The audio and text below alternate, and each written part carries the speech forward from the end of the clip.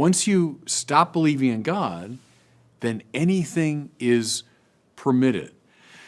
Imagine there's no heaven, no absolute moral criterion, no way. That's an invitation into a very dangerous space.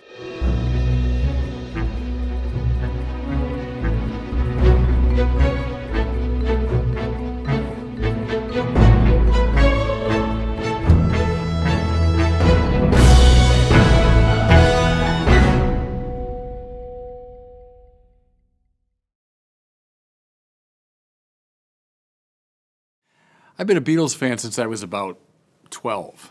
Their songs have worked their way into my soul. In fact, I would say they probably provide my idea of what good pop music sounds like. And of the four Beatles, my favorite is John Lennon, who I consider to be perhaps the greatest popular songwriter of the 20th century. I love John Lennon with the Beatles. I loved him in his solo work. I remember when he died in 1980, when he was killed, I was a college student in Washington. And I deeply and sincerely mourned him when he died.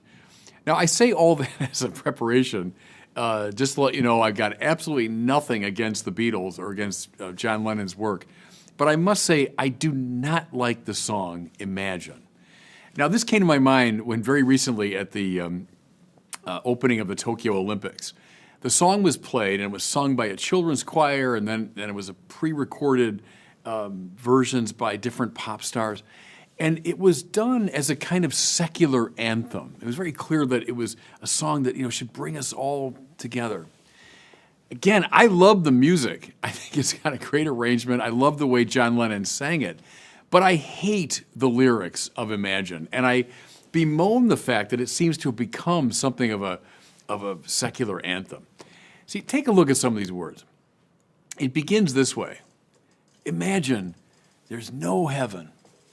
It's easy if you try. No hell below us, above us, only sky. Well, frankly, I can't imagine anything worse than that. See, to say, imagine there's no heaven, there's no hell. What that means is there is no finally absolute criterion of good and evil.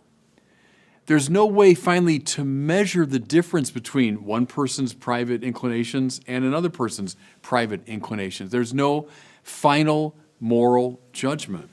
And therefore, it's an invitation into a very dangerous space, the space described by Dostoevsky. Once you stop believing in God, then anything is permitted. Imagine there's no heaven, no absolute moral criterion, no way. That's an invitation into a very dangerous space. Now, you doubt me on this score? Take a good hard look at the 20th century. There were a lot of people, and I mean people in very influential political and cultural positions, who imagined there was no heaven. And they piled up millions upon millions of corpses. To me, this is nothing to get dreamy-eyed about. That's a very dangerous proposition. Imagine there's no countries. It isn't hard to do. Nothing to kill or die for, and no religion too. That's another verse of Imagine. Well, first of all, I found it very amusing that they were singing this right after the Parade of Nations. So into the Olympic Stadium come all the different nations of the world, and yet we're singing, Imagine there's no countries. See, again, the problem is not countries in themselves. That's just a way of naming what's particular to a given people. There's particularity to one's culture, one's political arrangement, etc., one's presuppositions. Nothing wrong with countries in themselves. I'll tell you what the problem is. The problem is when you bracket any moral consideration. There's nothing by which we can judge the activities of nations. We can say, well, that behavior by a given country is no good and that one's better. See, imagine there's no heaven. I've gotten rid of all that. Then there is no way to adjudicate disputes among nations. Warfare comes from that much more than from countries in themselves. But you know what particularly rankles to me in that verse? So, countries, nothing to kill or die for. That's what we're always fighting about. But then the line at the end, and no religion too. So we've imagined there's no heaven, so there's no transcendent, there's no God. And now, very clearly, John Lennon wants us to imagine in this sort of dreamy-eyed way that there's no religion. And the implication, common to many people on the secular left, is that the real source of mischief, if nationalism is bad enough, but the real source of mischief, it's religion. That's what people fight about. As I say, it's a commonplace. It has been since about the 16th century, a standard view that, religious warfare is the source of all of our struggles.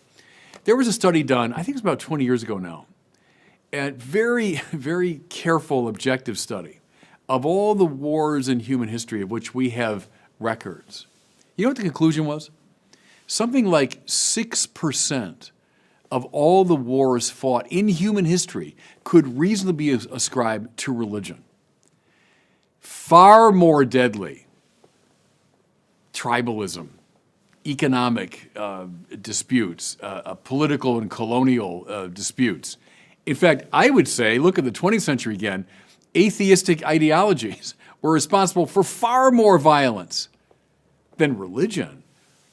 So this canard that, religion, that's what we got to get rid of if we want peace. I mean, I'd say au contraire. It's again precisely when we bracket God, we bracket the transcendent, we bracket a sense of objective morality, that's when we have trouble. Now, I must admit, the one that made me laugh out loud was when I heard all these celebrities, I won't name them, you can go on YouTube and find out, but all these celebrities singing this line. Imagine no possessions. I wonder if you can. No need for greed or hunger. A brotherhood of man. Well, see, I think a lot of people, all they hear is brotherhood of man. Now, isn't that a wonderful thing? But go back to that opening line. Imagine no possessions. And I tell you, every single person singing that song was a multimillionaire. I don't think it takes too great a leap of imagination to say that they probably all have multiple homes and fleets of cars and closets full of clothes. In other words, I'd be willing to bet you a lot of money that they've got lots of possessions. And I'll tell you, I will give up my possessions the minute they give up theirs. And I would say, let's not hold our collective breath on that one. See, again, Catholic social teaching would say, there's nothing wrong with possessions in themselves.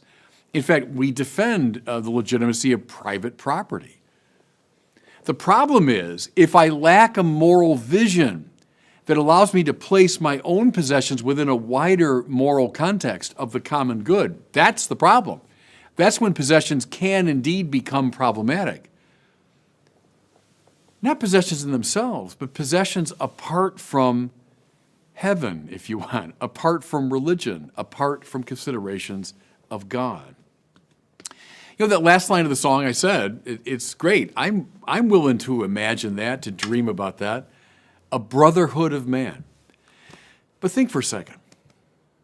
It is simply impossible to have a brotherhood and sisterhood of all human beings if you bracket our common Father.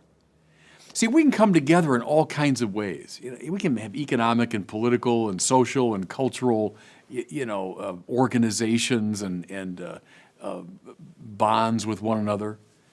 But if you're talking about real brotherhood, sisterhood, in other words, a relationship of siblings, that's impossible apart from a common Father. You bracket heaven, bracket religion, you also ipso facto bracket anything like a brotherhood of man. So here's the bottom line, everybody. I love the Beatles, love John Lennon, love the music of Imagine. I mean, when it comes on the radio, I still listen to it and sing along with it. But for God's sake, and I mean that literally, for God's sake, don't take the word seriously. Thanks so much for watching. If you enjoyed this video, I invite you to share it and to subscribe to my YouTube channel.